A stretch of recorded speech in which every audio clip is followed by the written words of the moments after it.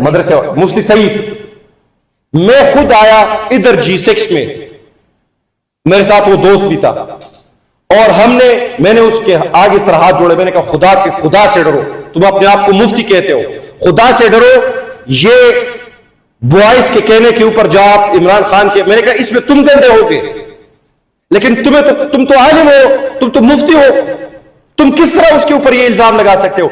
उस मामले में अगर औरत की गवाही उसमें सबसे बड़ी इंपॉर्टेंट है शरीयत की नजर में। अगर वो कहे कि मेरा इद्दत दैट्स इट, आप कौन होते हो? और फिर जिस तरह उसका ये बताएंगे कि वो केस के ट्रायल चली इद्दत वाली, इस हद तक आप गए इमरान खान के खिलाफ। ठीक है, आज भी इमरान खान मुकम्मल कैदी तन्हाई में है, न डॉक्टर तक की रसाई, न बच्चों से बात करने की रसाई, न फैमिली तक रसाई, न ये उसका वकील है अदालतों के बाहर और अडयाला जेल के बाहर मारा फिरता है कि इमरान खान से वकालतनामे दस्तखत कराओ, उसकी तक इजाजत नहीं है। ठीक है, लेकिन क्या पाकिस्तान की अवाम के दिल से इमरान खान निकल गया है? नहीं। और मैं आपको यह भी बताऊं कि आपको अगर इस मुल्क को अब सही सिमत में डालना भी है तो आपको अगर बात करनी होगी तो इमरान खान से ही बात करनी होगी। लेकिन मैं आपको बताता हूं कि इमरान खान आपसे क्या बात करेगा, यह आप जहन में क्लियर कर ले कि आपके साथ इमरान खान कोई पावर शेयरिंग पे कभी बात नहीं करेगा। वो इससे आगे बढ़ चुका है कि मुझे हुकूमत चाहिए या मुझे, अगर उसको हुकूमत दरकार होती वो कब का ले चुका होता। मैं हर जगह अपनी पार्टी के लोगों को भी कहता हूं कि हमारा मकसद इमरान खान को दोबारा वजीर आजम बनाना नहीं है, नहीं, इमरान खान का मकसद अपने आप को दोबारा वजीर आजम बनाना है। अब हम इससे आगे बढ़ चुके हैं। अब ये मुल्क जिस हमजहत बहरानों का शिकार है, ये इससे ठीक नहीं होगा, इसके लिए एक सही किस्म की सर्जरी की जरूरत है, जिसके लिए तहरीक तहफ़्फ़ुज़ पाकिस्तान वजूद में आई, जो शायद अपनी दानिश में आखिरी और पहली सियासी इत्तेहाद है जो इन्हीं मुक़्तदरा की अशराबाद से आजाद है और उनके शराबात के बगैर अपना काम कर रही है, जो बहुत सारे लोगों को कटकती है, जिसके सरबराह महमूद खान चकजई, जिनकी 40 साल जिंदगी इसी अमरीत के खिलाफ, इसी गैर जमहूरी कुव्वतों के खिलाफ लड़ते हुए गुजरी, जिसके दूसरे अकाबिर सरदार अख्तर मेंगल। अच्छा, मजे की बात, इमरान खान जो तहरीक तहफ़्फ़ुज़ पाकिस्तान उनकी इमाम पे बना गया, वो गद्दार। महमूद खान चकजई जो इस इत्तेहाद के सरबराह है, वो गद्दार। सरदार अख्तर मेंगल जो इस इत्तेहाद के वाइस चेयरमैन है, वो गद्दार। सुन्नी इत्तेहाद कौंसिल के सरबराह जो इस इत्तेहाद के वाइस चेयरमैन है, वो जेल के अंदर। ये है रियासत का उस तहरीक के साथ रवैया सलूक जिसने आईन के तहफ़्फ़ुज़ का बेड़ा उठाया है, और यह है पाकिस्तान में आज जमहूरियत की हालत। तो मैं सिर्फ इतना कहता हूं कि आप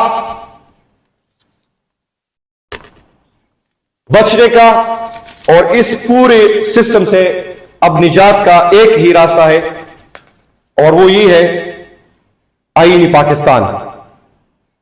और आईनी पाकिस्तान की तशरीह दीजिए इख्तियार साहब, आप नहीं करेंगे, आईनी पाकिस्तान की तशरीह हम करेंगे।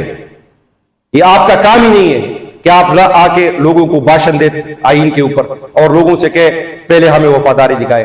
आपको 25 करोड़ आवाम के सामने अपनी वफादारी दिखानी होगी कि आया ये इतने एगोइस्टिक लोग हैं। 25 करोड़ आवाम के सामने अपनी वफादारी दिखानी होगी कि आया ये इतने एगोइस्टिक लोग हैं कि 71 का वाकया हुआ, उसके 4 दिन बाद खबरनामे में सरेंडर वाली फुटेजेस चली, इनकी आना बीच में आ गई। हफीज पीरजादा को फारिग किया गया वज़ारत इत्तलात और नशरियात की मिनिस्ट्री से 4 दिन बाद, जब सकूती डाका हुआ था।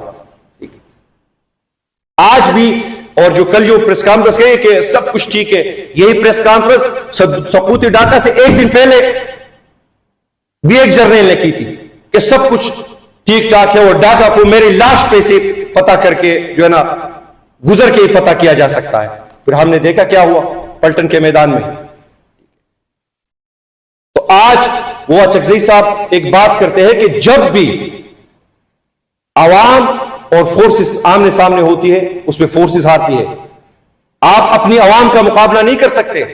اور نہ کل جو ہم نے یہ اور وزیر داخلہ صاحب نے کہا بھی اس کو کہ یہ اگر کاکروچ نکلیں گے تو کیا ہوگا.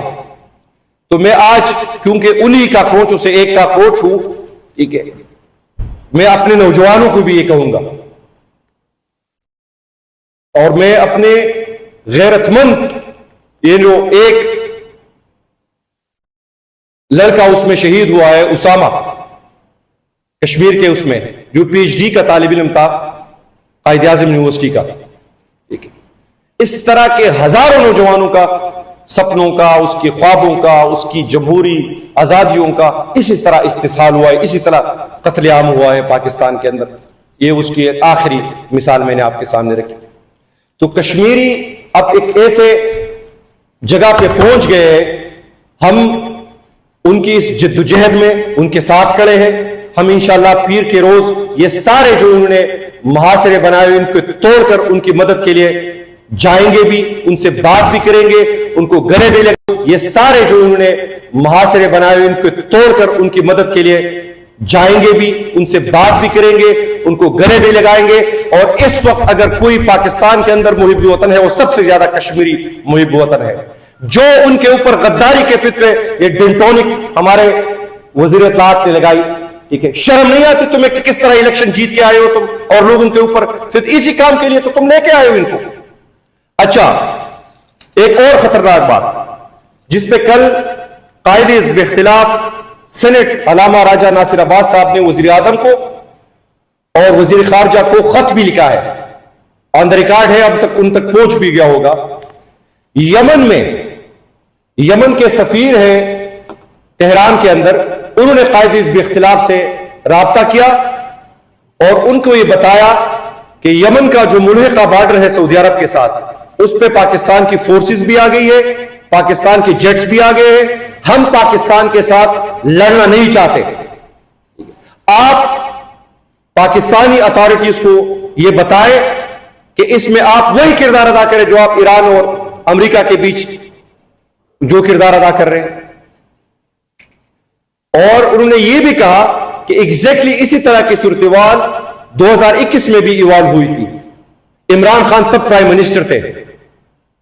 بقول ان کے کہ ہمارے سفارتکاروں کو عمران خان صاحب نے اسلام آباد بلایا، 4 دن ہم ادھر رہے، ان کی ہی میڈیشن کی کوششوں کی وجہ سے جو ہمارے سعودی عرب کے بیچ ایک کنفرنٹریشن ہے وہ رک گئی. ہم سعودی عرب ہمارے لیے قابل احترام ہے، خادم حرمین شریفین، اور جو دو ہمارے وہ ہر مسلمان کا ایک اس کے ساتھ ایک اپنا لگاؤ ہے، ٹھیک ہے، لیکن پاکستان کا قومی مفاد بھی ہمیں عزیز ہے، یہ ان حکمرانوں کو نہیں بھولنا. 2021 میں بھی ایوالو ہوئی تھی. عمران خان تب پرائم منسٹر تھے. بقول ان کے کہ ہمارے سفارتکاروں کو عمران خان صاحب نے اسلام آباد بلایا، 4 دن ہم ادھر رہے، ان کی ہی میڈیشن کی کوششوں کی وجہ سے جو ہمارے سعودی عرب کے بیچ ایک کنفرنٹریشن ہے وہ رک گئی. ہم سعودی عرب ہمارے لیے قابل احترام ہے، خادم حرمین شریفین، اور جو دو ہمارے وہ ہر مسلمان کا ایک اس کے ساتھ ایک اپنا لگاؤ ہے، ٹھیک ہے، لیکن پاکستان کا قومی مفاد بھی ہمیں عزیز ہے، یہ ان حکمرانوں کو نہیں بھولنا چاہیے. تو اس سلسلے میں بھی ہم نے حکومت کو کہا ہوا ہے کہ اس میں بھی آپ وہ کردار ادا کریں. بورڈ آف پیس میں آپ اسرائیل کے ساتھ بیٹھ گئے، یہاں پہ آپ یمنیوں کو ماریں گے، وہاں فلسطینیوں کے ساتھ حماس کے لوگوں کو ہم غیر مسلح کریں گے، اپنے لوگوں کو کشمیر کے اندر ماریں گے، گلگت بلتستان کے اندر ماریں گے، بلوچستان کے اندر ماریں گے، خیبر پختونخوا کے اندر ماریں گے. کب تک یہ قتل و غارت چلتی رہے گی؟ اسی کے خلاف پاکستانی عوام نے، اور میں آج اپنے نوجوانوں کو کہتا ہوں کہ ہم نے منظم ہونا ہے، ہم نے اپنے صفیں درست کرنی ہے. یہ کوئی سیاسی جماعت کی جنگ نہیں ہے. آپ کے لیے آج کے عصر حاضر کے دور میں ایک رول ماڈل ہے اور وہ ہے عمران خان، جو اس وقت ان سارے شیطانی قوتوں کا مقابلہ کر رہے اکیلے. لیکن آپ نے، اس قوم کے نوجوانوں نے، ہم سب نے اس کا ساتھ دینا ہے. बेशक आप उसके सियासी एजेंडे पे उसका साथ ना दे, अपने लिए उसका साथ दे। वो इकबाल ने जिस तरह कहा था कि अपने मन में डूब कर पाजा सुरागे जिंदगी, तू अगर मेरा नहीं बनता न बन, अपना तो बन। तो हमें अपने लिए अब खड़ा होना पड़ेगा, और इसके लिए तहरीक ताफ़ुज़ पाकिस्तान 5 अगस्त से एक मुल्कगीर हम तहरीक शुरू करने वाले हैं। इसकी मंजरेजात हम आने वाले दिनों में इंशाअल्लाह कल परसों तक आपके साथ शेयर करेंगे। अब मैं खालिद यूसुफ चौधरी साहब से गुजारिश करूंगा कि आपसे बात करें। Thank you. मैं आपको बताना चाहूं 54% मशरकी पाकिस्तान जिसने पाकिस्तान बनाया, ईस्ट पाकिस्तान के लोग, बंगाली जिन्होंने ये पाकिस्तान की तहरीक को लीड किया, हिंदुस्तान के अंदर मुसलमानों का मुकदमा लड़ा, अंग्रेज साम्राज्य के खिलाफ मज़ामत की तारीख रकम की, सिर्फ चंद सालों के अंदर 2 दहाइयां भी पूरी नहीं हुई हैं, 24 साल के अंदर उन्होंने आपसे आजादी हासिल की। बुनियादी वजह क्या थी? हिंदुस्तान की इंटरवेंशन, भारतीय फौजी मदाखलत तो बात की बात है, वो तो आखिर में उस मामले को हतमी करने आए थे, लेकिन जो बुनियाद पड़ी वो 1958 के अंदर, जब आपने 54% ईस्ट पाकिस्तान के लोगों को इंसाफ नहीं दिया, जब पाकिस्तान का आइन जो पाकिस्तान की आवाम के ख्वाहिशात का मजहर था, 54% ईस्ट पाकिस्तान, 46% वेस्ट पाकिस्तान की आवाम की ख्वाहिशात का उनका एक माहिदा था, उस माहिदे को जब तोड़ा गया तो आपके अदारे ने उसे जायज करार दिया। ईस्ट पाकिस्तान के लोगों की उम्मीद जब अदलिया से टूट गई तो वो फिर पाकिस्तान से अलग हो गए, और उसकी जिम्मेदार बुनियादी तौर पे अदलिया से ही शुरू होती है, अदलिया से ही आगाज होता है। ऐसे ही जैसे 2022 में इमरान खान साहब के साथ आपने नाइंसाफी का आगाज किया, और आज यह है कि आप खुद तस्लीम कर रहे हैं कि आपके अदारे के ऊपर, निजाम इंसाफ के ऊपर आलमी सरमायाकारों के एतमाद के लिए international commercial court of Pakistan का क्याम जरूरी है। किसी भी महज़ब माशरे के अंदर, किसी भी दुनिया के तहरीरी दस्तूर के मुल्क के अंदर अदलिया का बड़ा अहम किरदार होता है।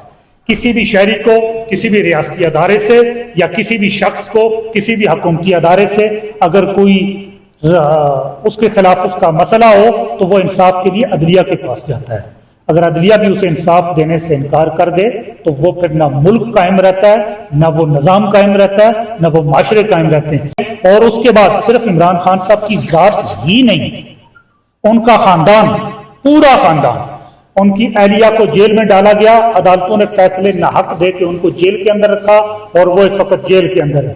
फिर पाकिस्तान के अंदर उनकी 3 बहनें, नौरीन नयाजी, एक घरेलू खातून जिसका बेटा जेल के अंदर है, एनसीसीआई के अंदर आपने उसके खिलाफ मुकदमा कायम कर दिया। एक ऐसे इंटरव्यू पे मुकदमा कायम किया गया जो किसी टीवी चैनल पे नहीं चला, जो किसी फोरम के ऊपर नहीं चला। इतना बड़ा मजाक कानून के साथ, आइन के साथ, जमहूरी आजादियों के साथ। फिर दूसरी बहन उनकी अलीमा खान, एक मुकदमे के अंदर उनका मुकदमा सजा के लिए तैयार करके रख दिया गया, किसी वक्त भी सजा सुना देंगे। और फिर 2 दिन पहले उनको इस्लामाबाद की एक अदालत से इश्तिहारी भी करार दे दिया गया।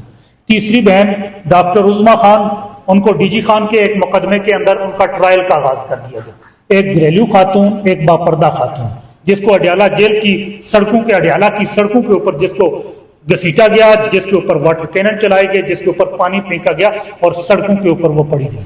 फिर उसके बाद उनका भांजा, और उसको भी, डॉक्टर उज़मा खान को भी इश्तिहारी करार दे दिया गया कि वो यहाँ 4 अक्टूबर 2024 को उनको यहाँ इस्लामाबाद से गिरफ्तार किया गया कि वो एहतजाज के लिए गाड़ी से उतरी, उनको उठा के गाड़ी में डाला और उसके ऊपर मुकदमा कायम करके आज उनको भी इश्तिहारी करा दिया गया।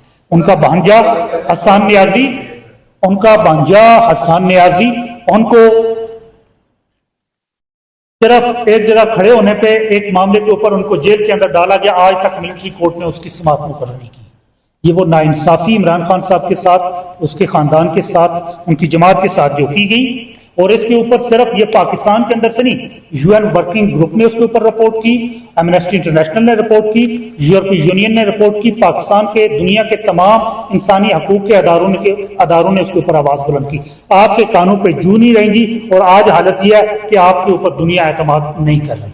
उसके बाद कश्मीर का मुद्दा, आजाद जम्मू कश्मीर, अक़वाम मुत्तहिदा की करारदादों की रोशनी में हुकूमत पाकिस्तान के पास मसला कश्मीर के हल तक, मसला कश्मीर के ऊपर रेफरेंडम होने तक एक अमानतन इलाका है। हुकूमत पाकिस्तान की ये जिम्मेदारी बनती है کہ وہ آزاد جموں کشمیر کے اندر اچھی گورننس قائم کرے اور آزاد جموں کشمیر کے عوام کو ایک پرامن ماحول فراہم کرے تاکہ جس وقت تک مسئلہ کشمیر کا ریفرنڈم ہو تب تک یہاں کی گورننس بہتر بنائی جائے.